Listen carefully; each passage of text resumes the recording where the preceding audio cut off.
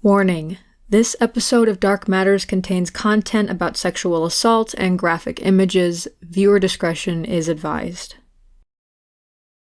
Many different injustices exist in the world, but the worst types are inflicted upon the innocent, children whose guardians are not protectors, but monsters. On a cold February day, a young boy was discovered dead inside of a box, discarded like trash. His story shocked, disgusted, and haunted the surrounding community and all those who have learned of the case since. 60 years later, the boy in the box remains nameless.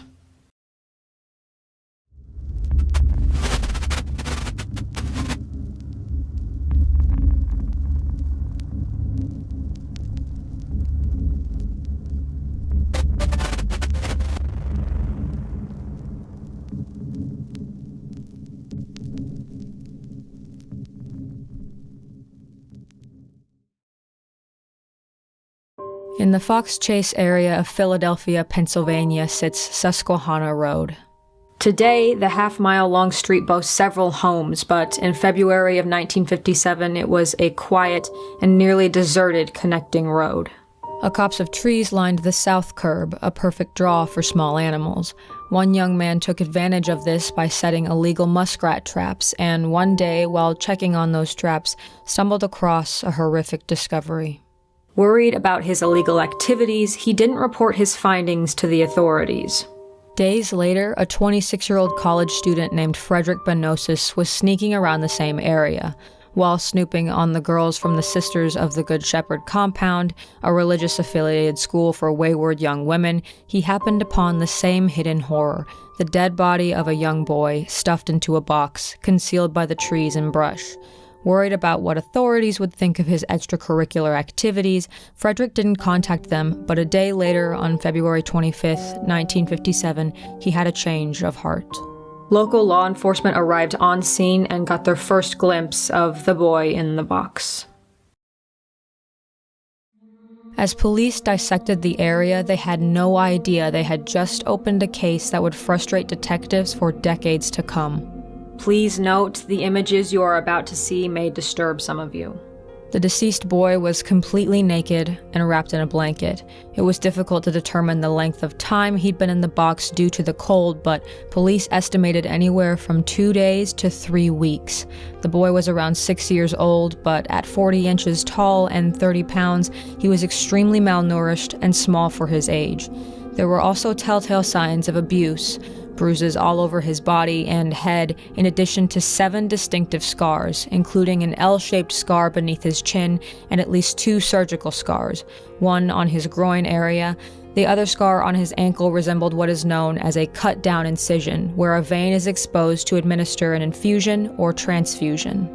Curiously, though, he had no vaccination markings, and despite the signs of starvation and abuse, the boy's nails were tidily trimmed, and his medium to light brown hair had been cut around the time of his death, though not well, as there were still hairs stuck to his body. The pale, blue-eyed boy also had all of his baby teeth, possibly suffered a chronic eye issue, and hadn't eaten in a few hours leading up to his death. Strangely, one of his hands and both feet were wrinkled, signifying to the medical examiner that those parts of his body were underwater for a fair amount of time.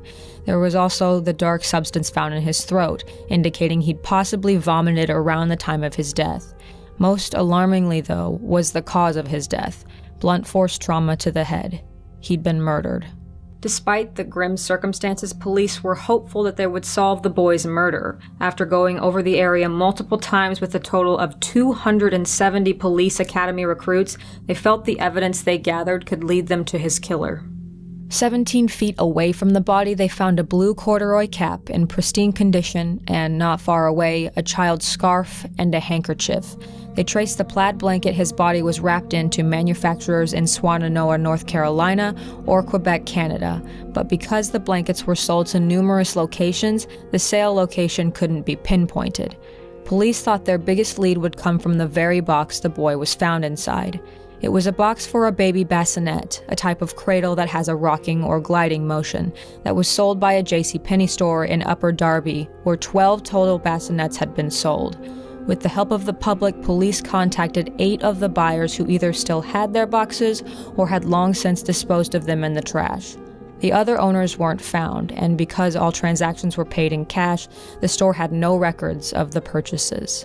Even so, police were sure someone would recognize or be missing the boy, so the information on his death was widely circulated, especially in Pennsylvania and the Delaware Valley. A publication made and distributed 400,000 flyers, and for a while, every gas bill in Philadelphia contained information about the murdered boy. Authorities even dressed up the dead child and published photos of him in a sitting position to emulate him as he had once lived. Despite comparing fingerprints to nationwide databases and scouring nearby hospital birth records, the hundreds of leads turned to just a few. There was one confidential anonymous witness report that stood out to investigators. A man claimed he'd driven down Susquehanna Road not long before the first sighting of the body. On the side of the road, he saw an older woman and a boy standing by a car going through their trunk. The man, thinking that they may have broken down, asked if they needed help, but the pair ignored him until he drove on. With no new tips, detectives investigating his case funded a funeral for the boy in 1957. The epitaph on his headstone read, "Heavenly Father, bless this unknown boy." But it wasn't the last time the boy known as America's unknown child would be buried. In 1998, an organization of crime experts known as the Vidocq Society had the body exhumed, and new DNA extracted to test new forensic methods on it. However, the DNA could only confirm a familiar relation to a parent or sibling. He was reburied in November of that same year and lowered to the ground in a donated casket, once again consigned to a box without answers or peace. Over the years, the numerous theories have far outnumbered the answers for America's unknown child. Many of those theories have been disproven, so we won't be covering all postulations, but I do want to give you an idea of the range of possibilities with this particular case. Theory number 1. Frederick, the second person to discover the boy's body, concocted a lie and had something to do with the boy's death. Police investigated this possibility, and after questioning and passing a lie detector test, Frederick was found to have no involvement. Theory number 2. The boy in the box was a homeless child who met some sort of violent end, and that's the reason he was never reported missing. While this certainly is plausible, it seems highly unlikely considering his nails were trimmed, his hair was cut, not to mention surgical scars possibly indicated that at one point in time he did have medical attention. Theory number 3. The boy in the box was the body of Stephen Craig Damon, a 3-year-old who was kidnapped in 1955. Stephen was snatched while outside a supermarket, and his physical description was fairly similar to the boy in the box. Police felt this theory was plausible, but after finding key differences in both boys, they felt the boy in the box was not Stephen. Stephen had previous treatment for kidney growth and a distinct freckle on the back of his calf. There were no signs of kidney treatment or the freckle on the unnamed child. Then we have theory number 4. The boy in the box was a child born out of wedlock and belonged to a man who ran a foster home just 1.5 miles away from the body site. Whenever the boy in the box was found, 8 foster children were staying in this home, which was run by a man named Arthur Nicoletti. Remington Bristow, who was a part of the medical examiner's office for the original investigation, felt there might be a strong connection to the foster home after contacting a psychic in 1960. Without prior knowledge or prompting, the psychic said a foster home might be connected. The psychic accurately described the foster home and later would lead Remington from the site of the body to the home, again, allegedly without prompting or prior knowledge. After attending a sale at the home where Remington found a similar bassinet to the one sold by JCPenney and a blanket like the one the boy was wrapped in, he formed a theory that the boy in the box was the child of the owner of the foster home and his unmarried stepdaughter. He speculated that the child's death was an accident and that he was dumped and concealed to prevent backlash from a scandal that would follow. While Remington did pass away in 1993, members of the Vidocq Society investigated the lead further. But after interviewing Arthur Nicoletti and his wife and former stepdaughter, and after DNA tests confirmed the boy had no relation to the stepdaughter, the lead was closed. Again, these are just a few of the theories involved in this case. Now we're going to look at the main theory that hasn't been confirmed, but also hasn't been disproven as of yet. Theory number 5. The boy in the box was purchased as a sexual slave for a family living in the area and was killed by the mother of that family in a rage, then dumped on the side of the road in a box. As far-fetched as that may sound, let's go through how this theory came up. In 1989, a businesswoman in Cincinnati, Ohio, only identified as the letter M, told her psychiatrist that as a young child, her abusive mother, who worked as a librarian at Lower Merion Elementary School in Pennsylvania, purchased a young boy from his birth parents as a sexual slave. In the 1950s, the family lived in Lower Merion Township in the outskirts of Philadelphia with their daughter, M, and the boy whom they named Jonathan. According to M, Jonathan was handicapped, couldn't speak, and was kept in the family basement for 2.5 years where he was physically and sexually abused. Then, in February of 1957, in a fit of rage after Jonathan threw up baked beans in the bathtub, M's mother killed him. In some instances, it's reported she beat him, in others, she threw him hard against the ground. After realizing he was dead, she cut his nails and hair to try and conceal his identity, and enlisted the help of 10-year-old M, who was tall and often mistaken for a boy, in disposing of the body. She put the body in the trunk of the car and drove around Philadelphia scoping for a secluded location to dump the child. They ended up on the nearly deserted stretch of Susquehanna Road. Just as mother and daughter opened the trunk to remove the body, a man drove by, asking if they needed help with anything. Afraid the man would see what was in the trunk or identify them, they tried to stand in front of the license plate and didn't respond to him. After a while, he moved on and they proceeded with dumping the body, concealing him in a box they found on the side of the road. M refused to speak to law enforcement about the incident until 2002, at which point her psychiatrist contacted the Philadelphia police. After recounting her story, police thought that they might have finally caught a break in this case.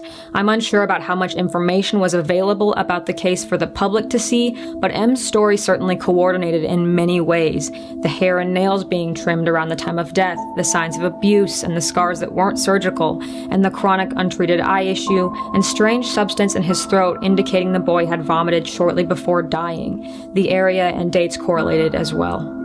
The witness testimony of the man who claimed he saw a boy and a woman on the side of the road rummaging through their trunk was allegedly confidential and anonymous. M recounted almost identically that same occurrence and said she was often mistaken for a boy based on her appearance. If this information was kept away from the public, the fact that M knew this makes this theory all the more compelling. However, I can't say for sure that information was kept confidential until after she confessed. After talking more in depth with M, however, and investigating her lead, authorities have been skeptical.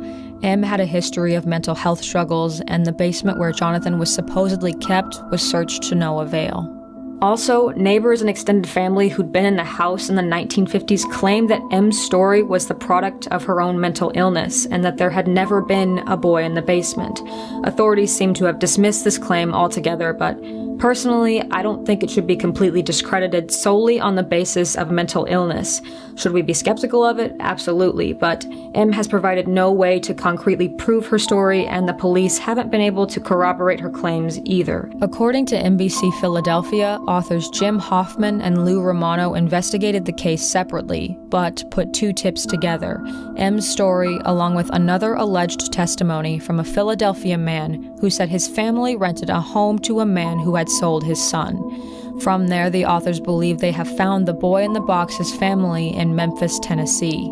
The name of the family has not been released, though the image of the potential father can be shown. There is also a potential brother who cannot be shown, but according to NBC Philadelphia, DNA samples have been taken to see if there's any connection to the boy in the box. Forensic pathologist Gregory McDonald said, in looking at the photos of the unidentified boy, the potential brother, and potential father, there are certain parallel physical characteristics that could indicate a blood relation, but obviously only a DNA test can confirm it. However, it seems in comparing the two DNA samples, there might be an issue. Authorities say they have to see if the theory is worth looking into, investigate the matter themselves, and use their own DNA samples to follow chain of custody before anything can be officially declared. I personally believe police should at least look into this lead, considering it's a 60-year-old case and new information and tips are going to be scarce or even non-existent the more time that passes. Still, even if this isn't what happened to the boy in the box or isn't where he came from, we still have no concrete answers today. 60 years have passed since the discovery of America's unknown child, and the boy in the box still has no name to claim and no answers to his tragic murder. Even more devastating, many criminal investigations experts believe that had this same crime happened 10 to 20 years ago from today, the case would have been solved. At the time, the murder received widespread heavy local attention, but as time has passed, the story has spread further than state borders.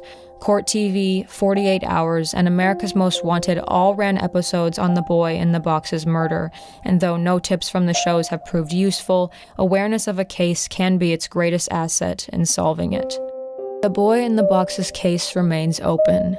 If you have any new information concerning the identity or circumstances of the unnamed boy's tragic death, you are encouraged to contact the Philadelphia Police Department at 215-686-3334. That's 215-686-3334. Or you can contact the Philadelphia Medical Examiner's Office at 215-685-7445. That's 215-685-7445. Going into this case, I knew it would be tragic, but it was also extremely heartbreaking, and I personally hope that one day the boy in the box will no longer be nameless. So, no matter what you believe or what you speculate, I ask you only for respect in the comments. Thank you for giving the Nameless a moment of your day, and as always, thank you for watching. I'll see you in the next video. Stay safe, friends, and have a good night. Thank you for watching the video. Please be sure to leave a like and a comment and subscribe so you don't miss any new videos concerning unsolved cases, which you can also find on the screen now. Stay safe, friends, and have a good night.